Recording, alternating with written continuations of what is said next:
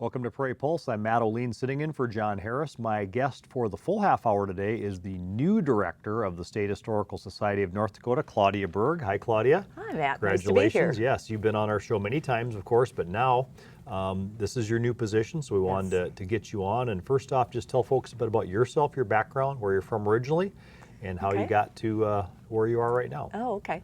Well, I'm a Minot native, graduated from Minot High School, and a graduate of the University of North Dakota. And I actually have an art background. I have a bachelor's and a master of fine arts. And I started at the State Historical Society 33 years ago.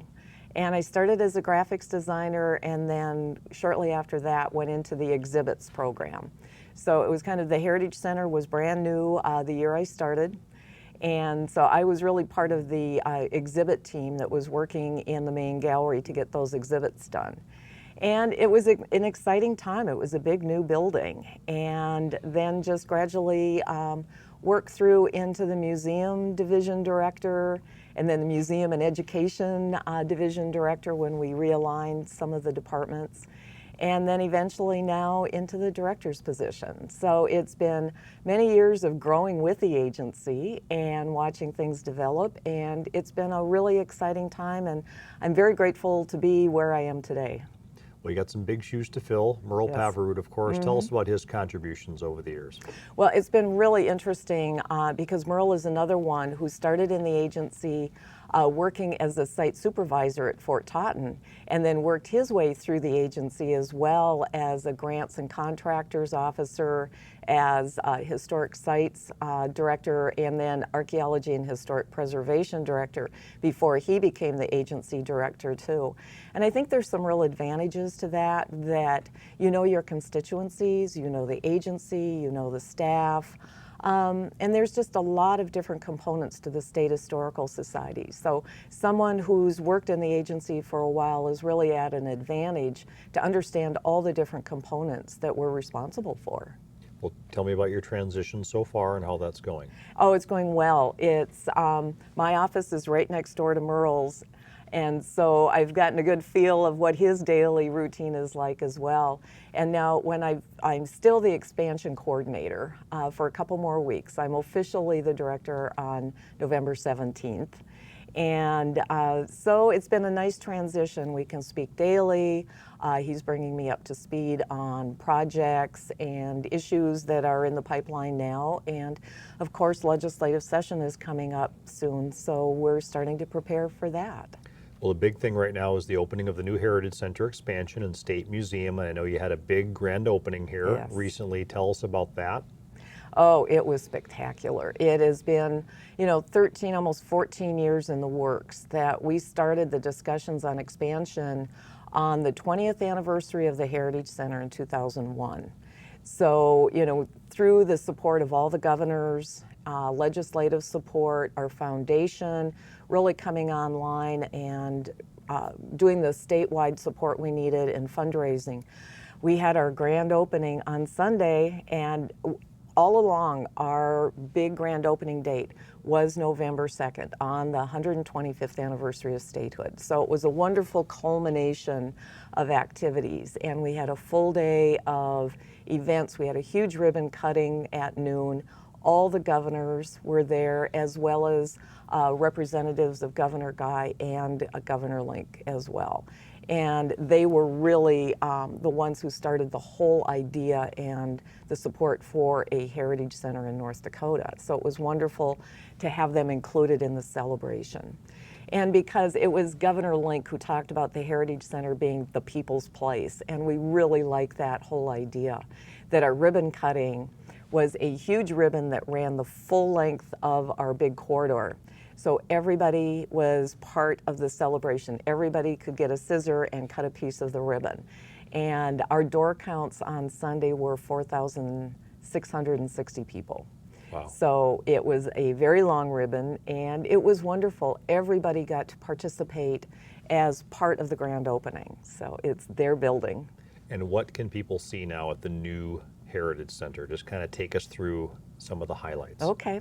Well, we opened 2 new galleries on Sunday as well. So with our exhibit program now, we have 4 galleries. We have the Governor's Gallery, which is in honor of the governors, because the Heritage Center was their idea and it was through their support and vision that we have what we have today.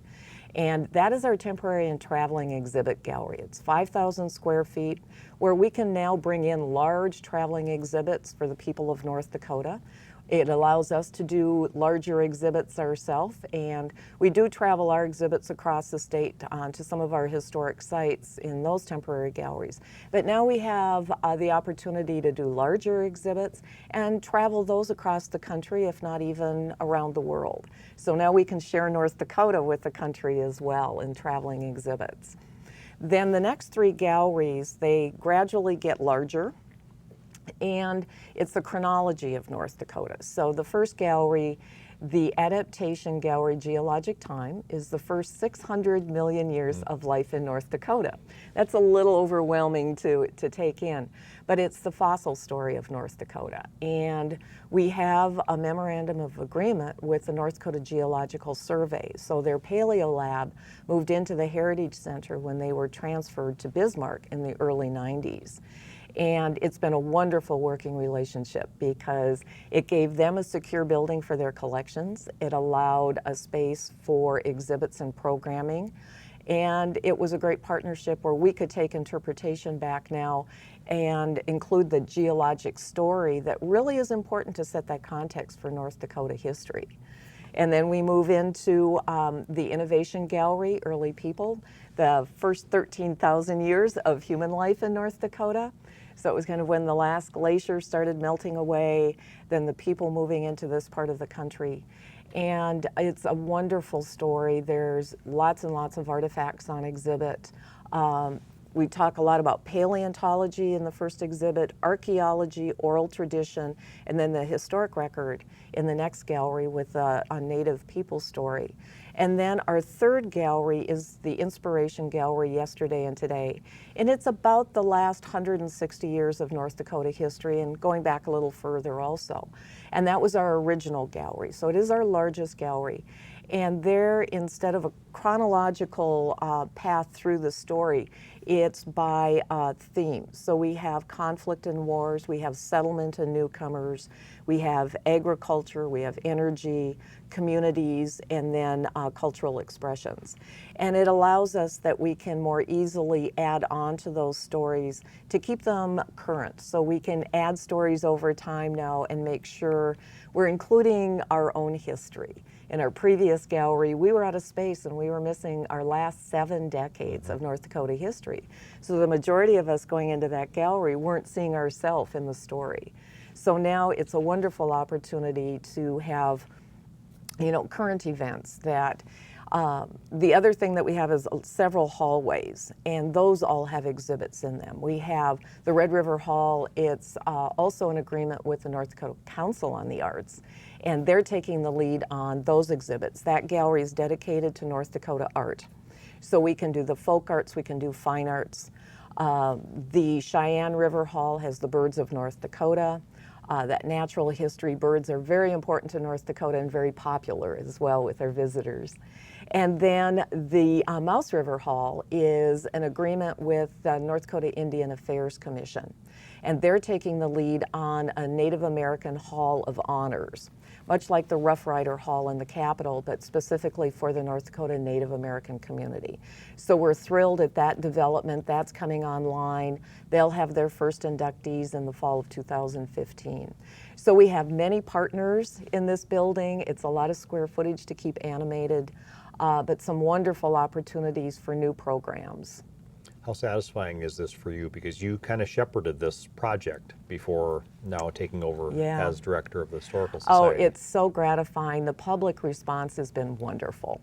And people are enjoying the building. They're impressed with the architecture. And they're really enjoying the exhibits. It's kind of a fresh look at North Dakota history. And the other thing that we did with the exhibits, that we have these names of these galleries. And we have adaptation, innovation, and inspiration. So we've added another layer of interpretation over the chronology of North Dakota history. And it's really for our kids of North Dakota to see these very specific examples of innovative ideas, inspirational stories, and people and events in North Dakota. So when you walk into this one gallery, there's a spacesuit. And it's like kids can all of a sudden see now they can grow up in North Dakota. They could design a spacesuit that's going to Mars. You know, they can raise the cattle that are feeding the world. They could design and build the tractors that are being shipped all over the country. So it's just these kind of wonderful examples of living here and how rich our history is, but how everyone's a part of the future, and you know, the opportunities are limitless. Let's talk about the 125th anniversary celebrations, what has happened, and maybe there's still a few more things to come. Well, we have been leading up to this. August 16th was the summer event on the Capitol grounds. And then November 2nd was really the culmination for the 125th. And kind of the focal point was the opening of the Heritage Center. So there's going to be some recapping we want to do with the whole expansion of the Heritage Center. And but now it's just moving forward into the next 25 years till we hit the 150th. Wanted to ask you about something else at the center, and that's the oral history of North Dakota journalists. Is that something that's going on as well? The newspaper Okay. project? Yes. It's a partnership that the North Dakota Newspaper Association have identified people in their field in North Dakota and have done oral histories. And they're transcribing those for us and then giving them to our archives. So it's these wonderful opportunities, and the Heritage Center is this great repository for North Dakota, that it keeps materials accessible to the public, but it's a secure and safe building, so we know these materials will last for decades and literally centuries to come. So it's been a great opportunity that people are walking in our door wanting to partner with us. And the Newspaper Association, we've had a wonderful working relationship with them for a very long time. So now this new opportunity has been a great thing for the people of North Dakota, actually, to just know how important the newspaper history has been in this state, you know, before radio, before TV, before computers. And so it's, again, a rich history that goes back to some very early years up to present day. How many people do you have working at the Historical Society, and what is the role of the Historical Society, in your words? Well, we have currently about 69 people on staff, and some of those are across the state because we do have 56 state historic sites, but most of those are marker sites across the state. We do have 9 outlying interpretive centers and museums, and they're in all the corners of the state. Part of the expansion of the Heritage Center really encompassed a 10-year commission report that all the bullet points on that report were really tackled before we began the expansion. That was the last thing on this list for the Historical Society's future and heritage tourism in North Dakota. So we've developed new interpretive centers basically in the 4 corners of the state at our historic sites. And then the Heritage Center was the last part of that. So our museums across the state are up and running. We have re-grant programs now for county and local museums and communities. So as we would like to function as the hub of history, the destination for North Dakota, but then our goal is to send people out across the state to see where history happened, where the culture is, you know, see those crops growing, get out on that main street and have that homemade pie in those local cafes, or the Nefla soup down in Napoleon, and the, you know, the Lefse Lutefisk up in Minot, and those kinds of things, and the festivals, the threshing bees, all those kinds of things. That we want to provide that overview of North Dakota history and include in that the geology and the geography, and then get people out to experience the real thing. So we've been working long and hard with partnerships across the state to really bolster the heritage tourism opportunities, and working with tourism and the CVBs and that kind of thing as well. But the Historical Society itself is the state agency housed in the Heritage Center. And our goal is really to collect and preserve and interpret North Dakota's history and its people. So it's a broad mission, but yet it's focused on a very important need for the state. How many visitors do you get a year, Claudia, at the Heritage Center plus the various sites, and do you expect that now to go up with the Heritage Center expansion? Oh, absolutely. That in the Heritage Center itself, our annual visitation was about 100,000 people. And the first 4 months we opened in the summer with two of our galleries, the Geologic Time and Early People. In the first 4 months of being open with those two new galleries, we reached the 100,000 mark. So we anticipate at least doubling our annual visitation at the Heritage Center. And out across the state, at all of our sites, it's about another 100,000 people. So we reach a lot of different people, and we're often now including, our website. We just launched the North Dakota Studies program 2 weeks ago. We have been working very hard on our website, and we're about to launch a new state museum website. And there is lots and lots of information for people to collect off those websites. So they're visitors in another way, our virtual visitors. We've been working hard on digitizing collections, so you don't have to come to the Heritage Center necessarily to at least do those early levels of investigation for some research.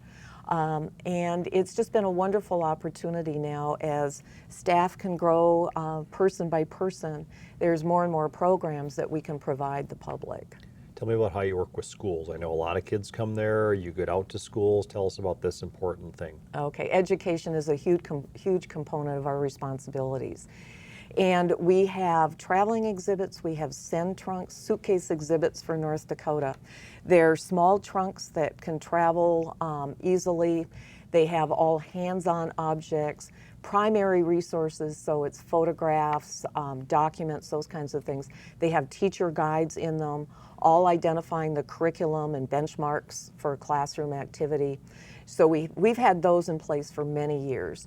And now we have been working digitally with several partners. North Dakota Studies program, headquartered out of Fargo, just launched the last phase of North Dakota Studies. And it is all digital, so it's on a website, ndstudies.gov. And it's been very well received. Teachers are already using it. It's easy to use. Again, it's curriculum based with projects.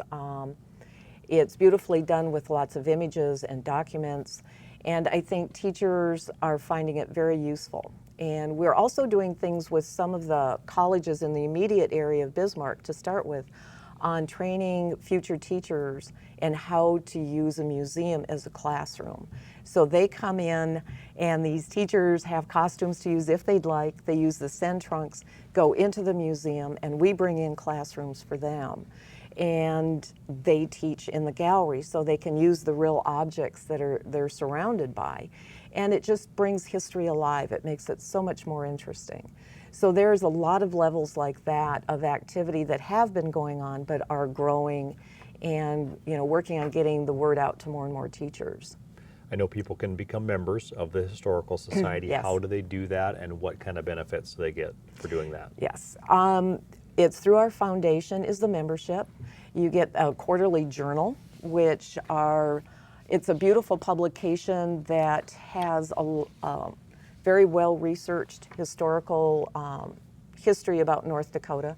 There's a newsletter that comes out quarterly as well.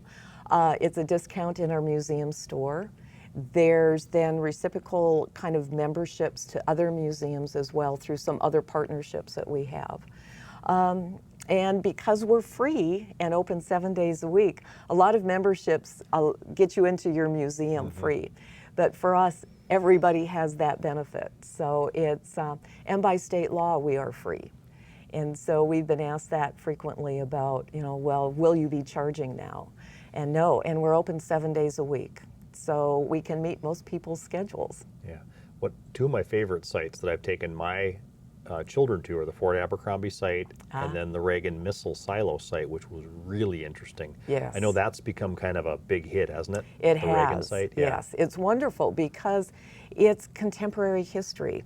You know, it's people are finding it very intriguing. The whole Cold War story. You know, it's something more recent. It's not so far in the past, and there's still an active missile site in North Dakota, or I should say, missile wing in North Dakota.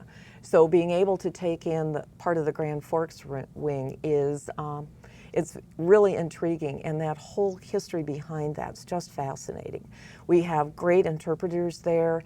Several of the men that were stationed there are now working there as volunteers and interpreters. So you're really getting the story from the people that experienced that site. And it's a phenomenal story. And it's been very well received. Where visitation is wonderful, and there's also a site in South Dakota, and I heard there might be one in the works in Wyoming as well. So, you know, that whole missile story is kind of in this part of the country. So we have a unique story nationally and internationally to tell. Mm-hmm. Can you talk about some other things under your umbrella of the State Historic Preservation Office, and what does that do? That's a huge responsibility. Okay. It's a federal program. It's the preservation of historic buildings. It's also cultural resources, in that with all the development going on in the state, especially in the western component now, any kind of land that might be disturbed has to be surveyed first, so we know what might be damaged or destroyed before a road, a power pole, an oil well, a bridge goes in. And all of those records are kept at the Heritage Center. So we're the state repository for all of that information. So we have over 100 people a month coming in using those records to see what has already been accumulated and what they have to now go out and document, and then those records become part of those files as well. The National Register program, people who are saving historic structures, renovating them. Fargo's a wonderful example of what's going on in Broadway. There's numerous communities and private homes that have taken advantage of some tax credits under that program to assist with renovations and maintenance of these historic structures. That there's kind of a movement afoot now too with restoring downtowns across the state and revitalizing downtowns, and it's very exciting to see these things happen, and Fargo's taking the lead on that, and it's a wonderful example of just the character of older buildings and what they can bring to a community. And does the office also cover prehistorical archaeology, things like that? Yes, When there's digs going on? Yeah. Yeah, and that's a geological survey Right. with the Paleo Lab in the Heritage Center. And they have digs, they have the state fossil collection. So as materials are found on state and federal land, they're coming into the Heritage Center, into the Paleo collection. They have 4 to 5 public digs every summer that are very popular as well. And they're around the state. And the public gets to come in and help recover fossils, and they're often working in some extreme conditions with a lot of heat and very rocky landscape, but it's a very popular, and it's a great way for people, those hands-on experiences just really lend themselves to understanding the processes and the discoveries that are out there on our landscape. How can people apply for cultural heritage grants through your office, and Okay. tell us about those? Okay, that has been a wonderful opportunity that the legislature has given us funding for the last 3 bienniums. And we have a process. It's a very simple grant. The next round of grants will come probably in July or August of 15. That's the next round of legislative funding. We'll see what level of funding we might receive early in 2015. But it allows resources for a lot of our counties and locals, which are quite small. There's not a lot of money out there for them to apply to. And what's nice is it's some funding for taking care of roofs and foundations, some capital improvement projects, but it can also be for educational programming, it can be for exhibits, it's taking care of collections. So a real gamut of opportunities there. It can also be for community festivals and that kind of thing. So we've streamlined it and kept it as simple as possible, but it's becoming very competitive that we're getting many, many more requests than we can fund. So people have to think through their projects very carefully so they can be awarded this money to move forward with their own organizations. About 40 seconds left. What's been the reaction to the Heritage Center, and finally your website if people want more information? Our website is www.history.nd.gov, and we are moving forward with some great projects and programs. Our next steps now are to undertake some new programming. Now that we have the exhibits in the building pretty well complete, now it's programming and getting out to our sites and doing some work out there and keeping our focus statewide. Okay, thanks, Claudia. Thank you so much. Yeah. My guest today has been Claudia Berg. She's the new director of the State Historical Society of North Dakota, and please get out and see the new Heritage Center expansion in Bismarck. That's all for this week's Prairie Pulse. So long. Thanks for watching.